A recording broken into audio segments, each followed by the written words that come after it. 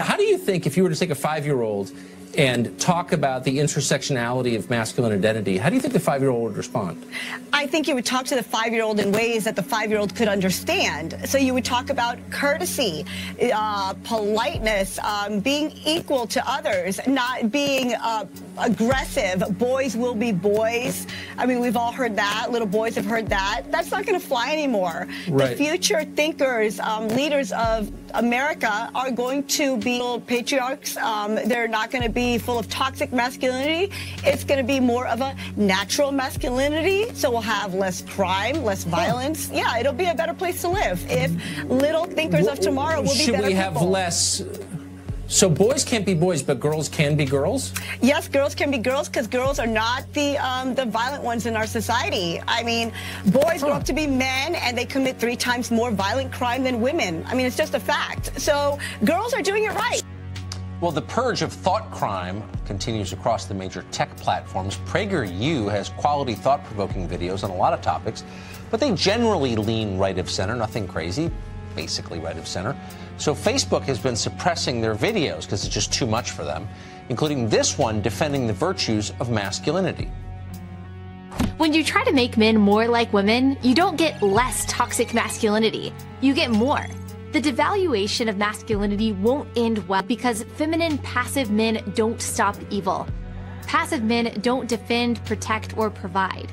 Healthy families and strong communities depend on the leadership and bravery of good men.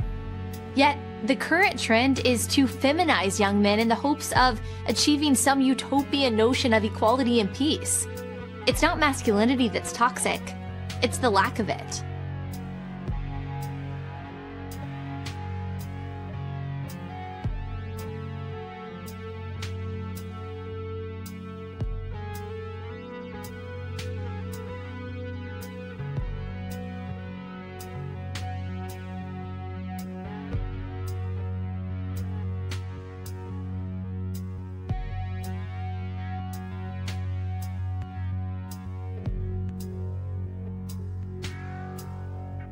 Videos were censored, like you said. Only 2 of them were taken down. This was one of them. The specific reasoning for this, they said, was that it constituted as hate speech. Of course, after PragerU brought this up on Twitter, they apologized. They said it was a mistake and they put it back up. But of course, you have to wonder how many mistakes Facebook can make exclusively at the expense of conservative voices before it's deliberate. Did they define hate speech? They throw the term around. I have no idea what it means. Did they tell you? No. The troubling part about this is this expansion of the word hate. Their Orwellian kind of monopoly on terms like love, hate, right and wrong. Right. That's what we're seeing from Facebook, exclusively censoring conservatives. It's unbelievable. As much as we try to deny the need for real masculine strength in society, there's no denying its necessity. Healthy families and strong communities depend on the leadership and bravery of good men. Yet, the current trend is to feminize young men in the hopes of achieving some utopian notion of equality and peace. And it starts at the earliest ages. In the school classroom, boys are invariably the problem. We tell young men that their intrinsic desire to compete is wrong. Everybody gets a trophy. Don't run up the score. This anti-male tilt continues on through higher education and into the workplace. It has created millions of tentative men, unhappy women, and confused boys and girls. Here's a secret that every woman knows. Women want real men. Men they can count on and, yes, look up to.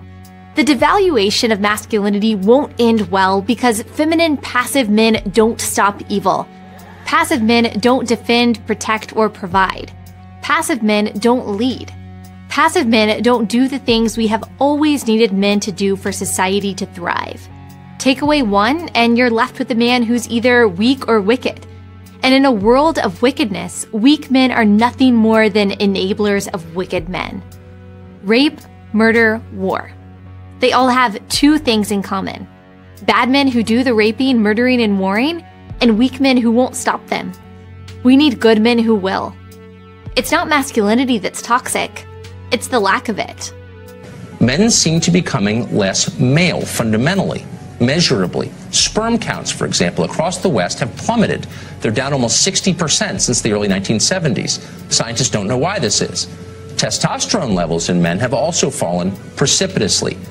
One study found that average levels of male testosterone dropped by 1% every year after 1987, and it's not related to age. In other words, the average. Why do you think that is?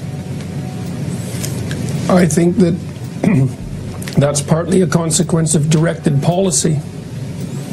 So it's linked to the idea that there's something wrong with masculinity, and so that the expression of masculinity should be limited in all sorts of arbitrary ways. The fact that kids can't really play at schools anymore is a manifestation of that matter. But fundamentally, human history is a cooperative enterprise, and men and women have lifted themselves out of the mire over millennia in their cooperative endeavor. And to describe that as centuries of the oppression of women by men is an absolutely reprehensible ideological rewrite of history. And it's what's taught in the humanities and in much of the social sciences at universities, and they are precisely allowing it to happen. It's very insidious, the ideological movement that's driving this. Part of the radical left, I would say, is it's a very insidious movement. It's not an easy thing to resist, and a lot of it occurs, well, for example, it occurs in the school system increasingly. And it isn't clear they're not men that are reacting to that, that's boys. It's not clear what they're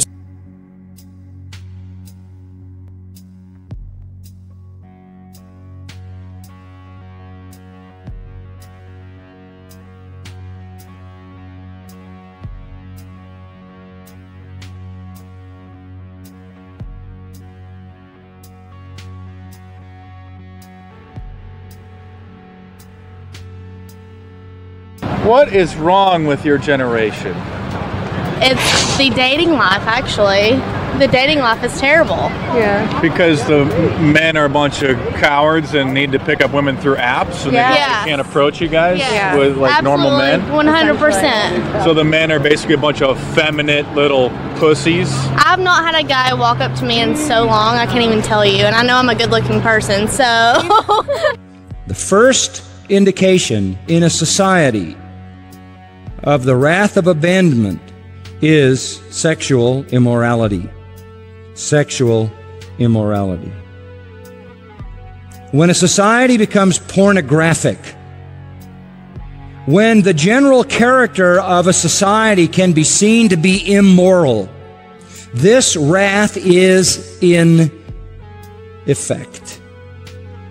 When this media-saturated Western world in which we live, it would be hard to understand one nation going this way without dragging all of the world exposed to its culture through the media with it. And so it's not just a national issue, it's a world issue. Degrading passions can be defined as gross affections, vile desires, perversion, or even inversion. And here it is defined. Their women exchanged the natural function for that which is unnatural. Plain and simple, lesbianism, homosexuality. And the Holy Spirit first sees a society that is pornographic, that is into sexual immorality, fornication, adultery, as a way of life, as a dominant way of life, which is not only in existence, but approved and exalted in every way in the media. You know the wrath of abandonment is in operation. And then, when a society also exalts homosexuality, lesbianism, and male homosexuality or sodomy, you know homosexuality or sodomy, you know that it is even sinking deeper. But there's a third step. And the third step is in verse 28.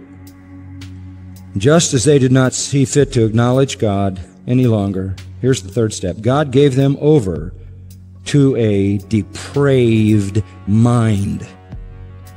Depraved culture, all evil, verse 29, all unrighteousness, wickedness, greed, evil, full of envy, murder, strife, deceit, malice, gossips, slanderers, haters of God, insolent, arrogant, boastful, inventors of evil. They even come up with new forms of evil. Disobedient to parents. You wonder how in the world that...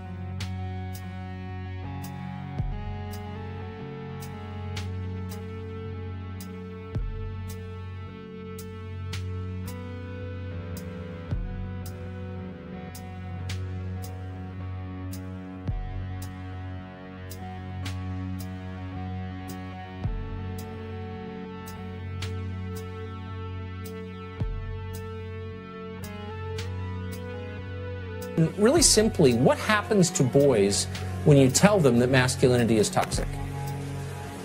Well, I think you have to be a fool to tell them that to begin with. I mean, the first question is, why are we talking about toxic masculinity exactly? The crime rates in the United States and in North America more broadly have fallen by 50% in the last 25 years. That includes pretty much every category of violent crime. And so the term itself is terribly defined. I think it's terribly defined. I think it's appalling that faculties of education are pushing this sort of nonsense. And I think that if your kids are exposed to that kind of idiot social justice pseudo-education, that you should pull them out of the schools. So everything about... And this is specific advice for parents. If you have your children in a school and they talk about equity and there's class and they talk about equity, diversity, inclusivity, white privilege, systemic racism, any of that, you take your children out of the class. They're not being educated, they're being indoctrinated. And there's absolutely no excuse for it. I agree with that completely. You might run out of schools pretty quickly, though, here. And this is specific advice for parents. If you have your children in a school and they talk about equity, and there's class, and they talk about equity, diversity, inclusivity, white privilege, systemic racism, any of that, you take your children out of the class. They're not being educated, they're being indoctrinated. And there's absolutely no excuse for it. I agree with that completely. You might run out of schools pretty quickly, though, here.